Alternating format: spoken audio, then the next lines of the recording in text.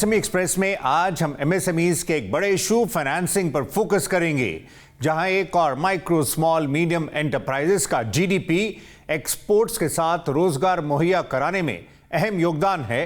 पर यह बात भी सही है कि उन्हें टाइमली और एडुकेट फाइनेंस की चुनौतियों का सामना करना पड़ता है। आज हम इसी पहलू पर मंथन करेंगे ताकि नए मौकों के लिए एमएसएमईज तैयारी कर सकें। हमें ज्वाइन कर रहे हैं स्टेट बैंक ऑफ इंडिया से Tapan Sharma, business head SME Delhi circle. धन्यवाद।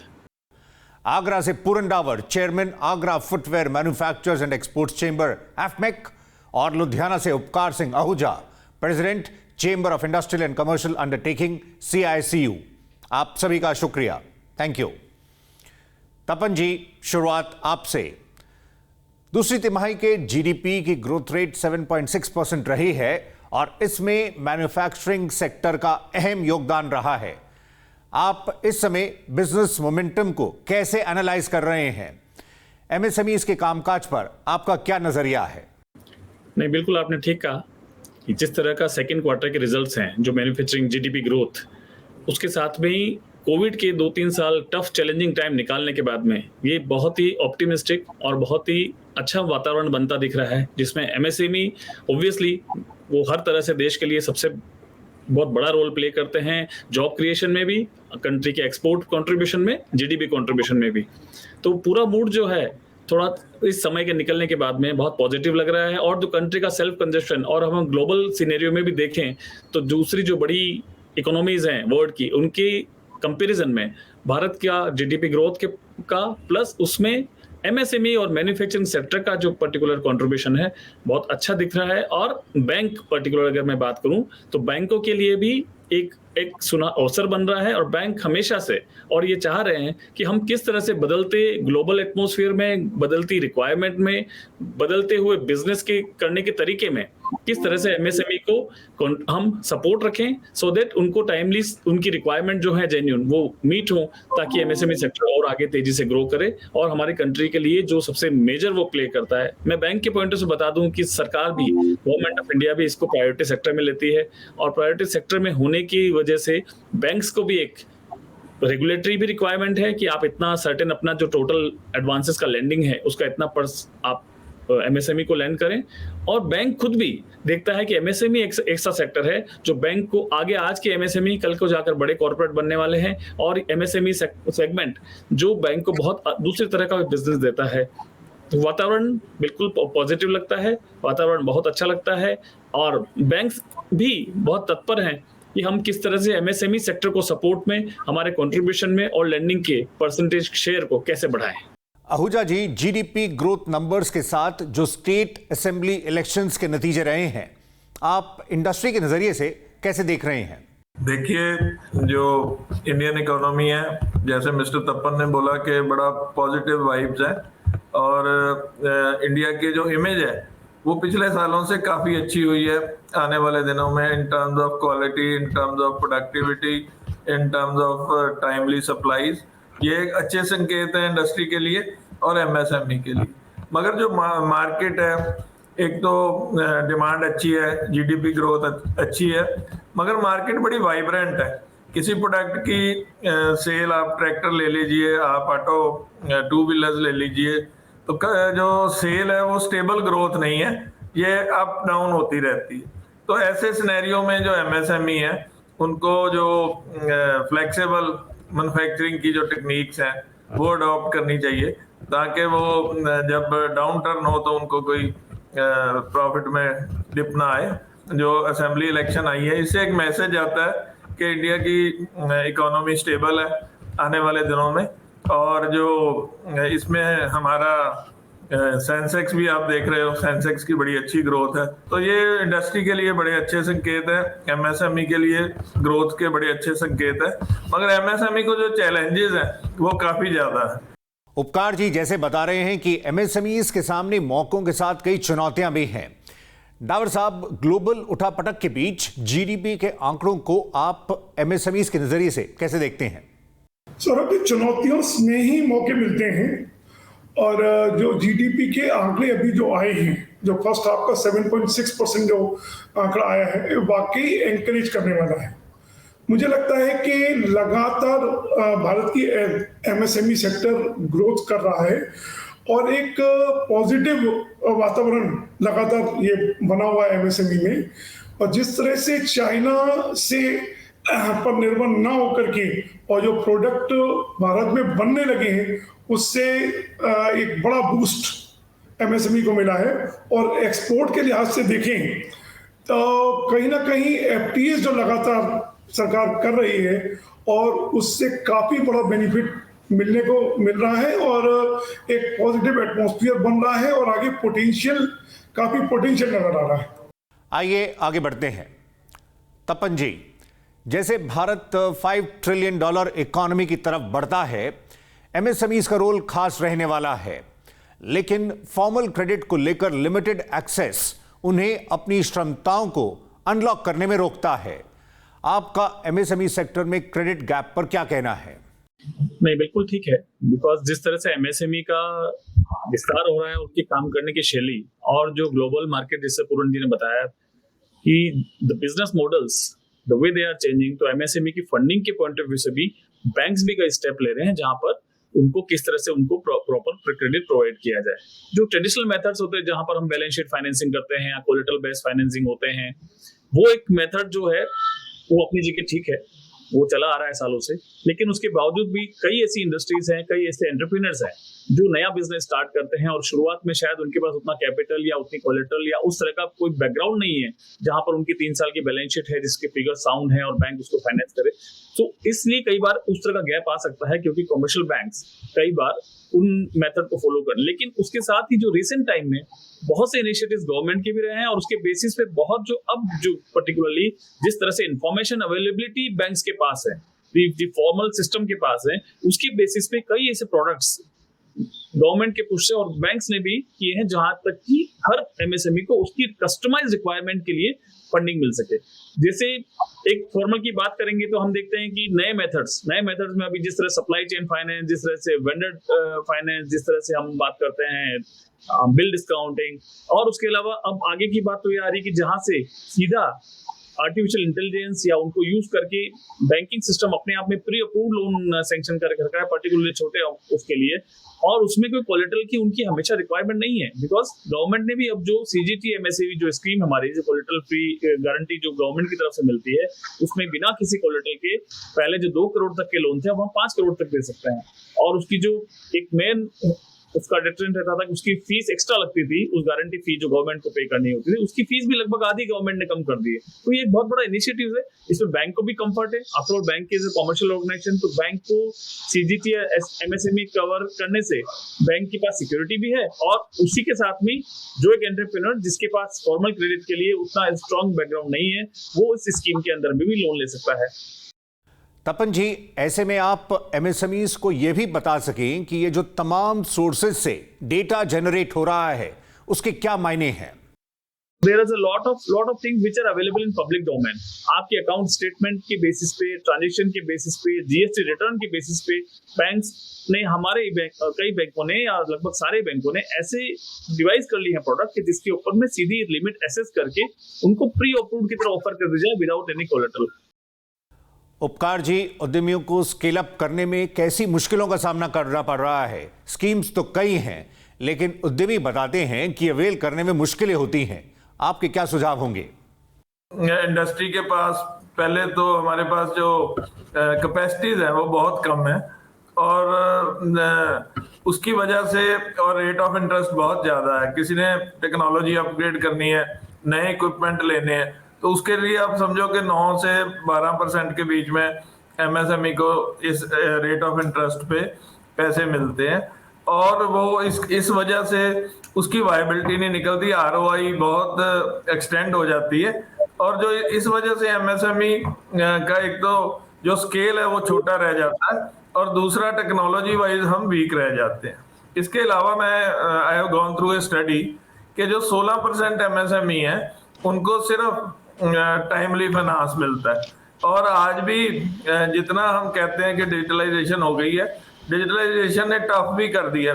Banks are asking so many details, जैसे अब जीएसटी की पहले रिटर्न लेते थे, अब जीएसटी का उनको ट्रैक रिकॉर्ड चाहिए, 2 साल का एक कर्जा ऐप है, उस पर आपको अपलोड करना पड़ता है। तो जितनी चीजें सिंप्लीफाई हो रही हैं डिजिटलाइजेशन की वजह से, उतनी कॉम्प्लिकेटेड भी हो रही हैं।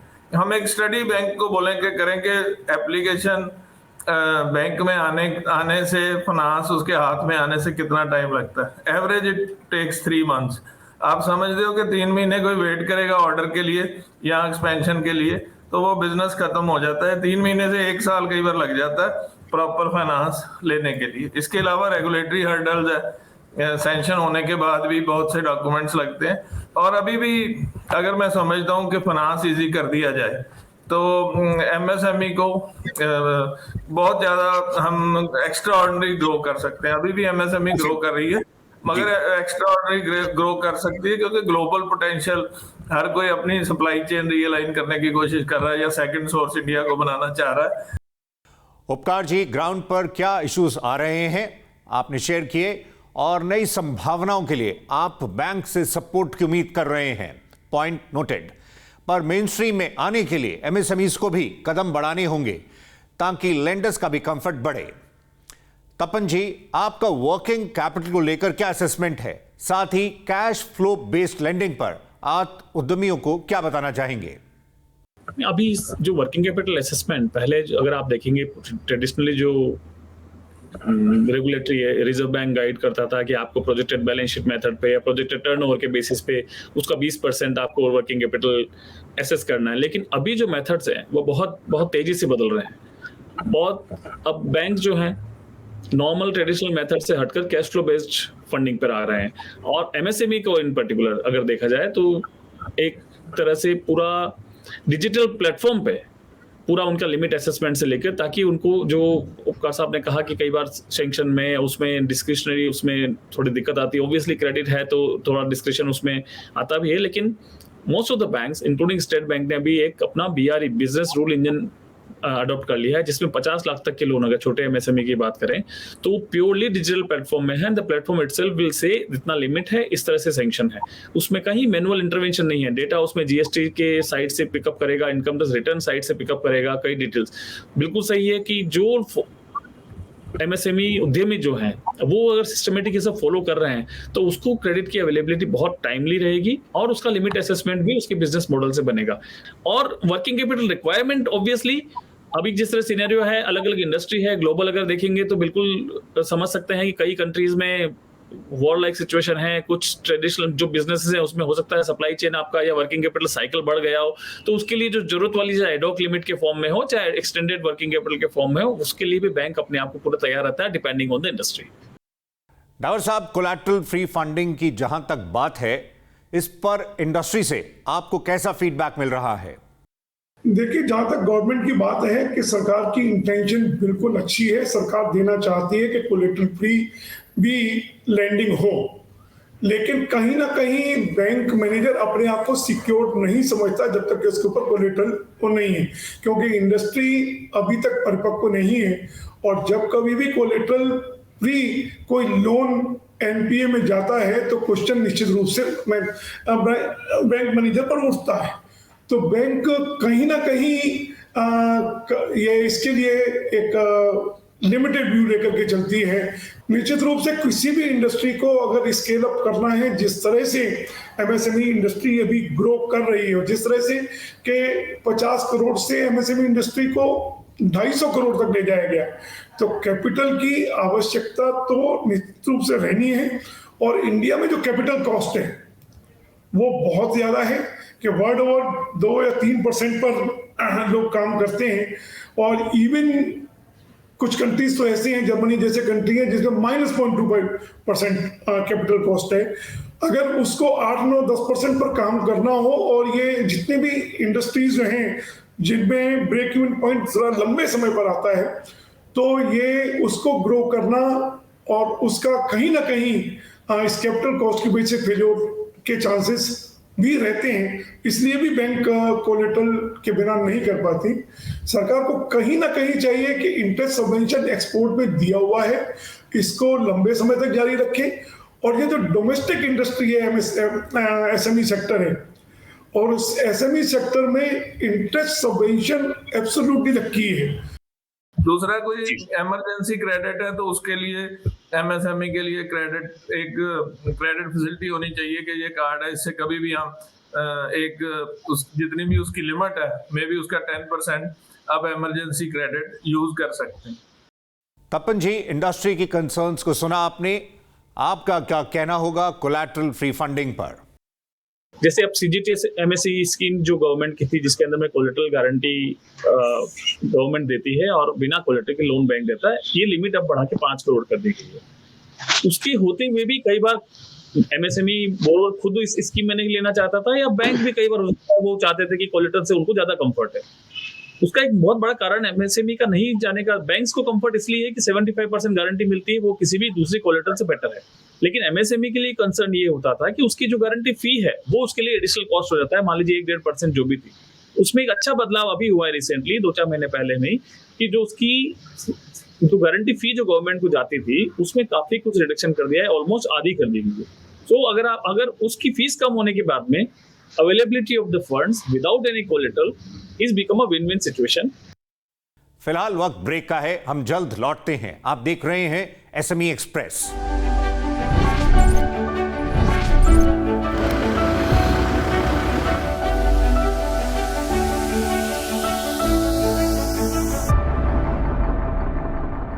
आप देख रहे हैं एसएमई एक्सप्रेस। आज हम एमएसएमई फाइनेंसिंग पर फोकस कर रहे हैं। आइए आगे बढ़ते हैं।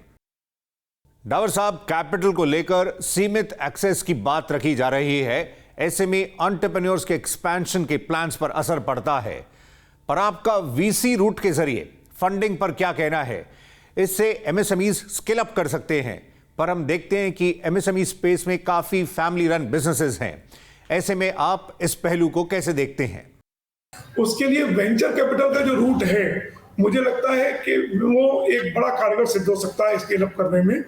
और उसके लिए चाहिए यह है कि एसएमई को कहीं ना कहीं ट्रांसपेरेंसी, अपने वर्क को इस तरह से ऑर्गेनाइज करना होगा, ट्रांसपेरेंट सिस्टम लाने होंगे ताकि लोगों में विश्वास जागृत हो सके और लोग आपके इंडस्ट्री में एक वेंचर कैपिटल के रूप में पार्टिसिपेट कर सकें। और आप अपना एसएमई एक्सचेंज पर अगर आईपीओ लाया जाता है, काफी आईपीओ सक्सेस भी हुए एसएमई एक्सचेंज एसएमई के। आइए अब फाइनल कमेंट्स की तरफ बढ़ते हैं। उपकार जी, क्या बैंक्स के लिए आपकी तरफ से कोई और सुझाव होगा? वहीं आप यह भी बता सकें कि आखिर इक्विटी कल्चर को बढ़ावा देने के लिए कैसे कदमों की जरूरत है? अगर आपको एक बैंक से दूसरे बैंक में जाना है तो 4% फोरक्लोजर चार्जेस लगते हैं।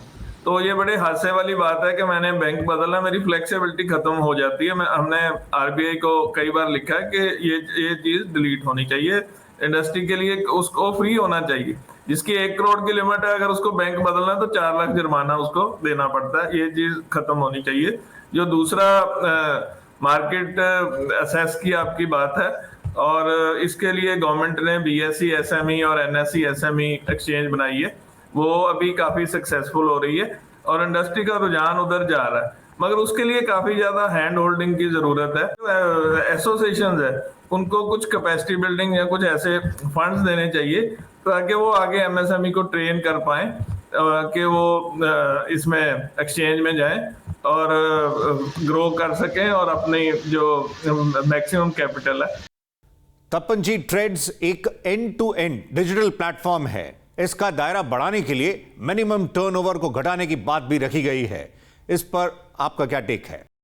बिल्कुल ठीक है, क्योंकि ये ट्रेड्स की शुरुआत है। आप देखिए कि इस प्लेटफॉर्म को समझने में, इस प्लेटफॉर्म के बारे में जानकारी लेने में शुरुआत 500 करोड़ की कट ऑफ से की गई है। और जिस तरह से इसका बेनिफिट एमएसएमईज को मिल रहा है, बिकॉज हम अपने देख रहे हैं प्लेटफॉर्म पे जिस तरह की प्राइसिंग पे, जिस तरह की कॉम्पिटिटिव प्राइसिंग पे उनको फंडिंग मिल रही है, बिल डिस्काउंटिंग हो रहे हैं। अगर ये लिमिट 500 से 250 होती है तो डेफिनेटली ये दायरा बढ़ेगा और कॉर्पोरेट इसमें यूनिट्स इसमें जुड़ पाएंगी और उनको और बेनिफिट मिल पाएगा। ये एक बहुत ही अच्छा end to end digital funding का प्रोसेस है। कोई कोलेटरल नहीं, कोई गारंटी नहीं, कोई लिमिट सैंक्शन अलग से करवाने की जरूरत नहीं है। पूरा का पूरा digitise process. And secondly, bill सामने डिस्काउंट होने के बाद में जो बायर ने परचेज कर लिया है, वेंडर को इतनी इस रेट पे एमएसएमई को फंडिंग मिलना, ये बहुत ही गेम चेंजर है। डावर साहब, क्या आप एग्री करते हैं कि ये जरूरी है कि इस बदलते दौर में एमएसएमईज फाइनेंशियल डिसिप्लिन पर जोर दें। नई स्कीम्स आई हैं, इनको धरातल पर लाने के प्रयास करने और साथ साथ में एसएमईज के पास इन सबकी अवेयरनेस आना बहुत जरूरी है। लगातार सरकार हालांकि कोई भी नीति लाती है तो नीति के साथ साथ अपने ऑफिसर्स को भेजती है।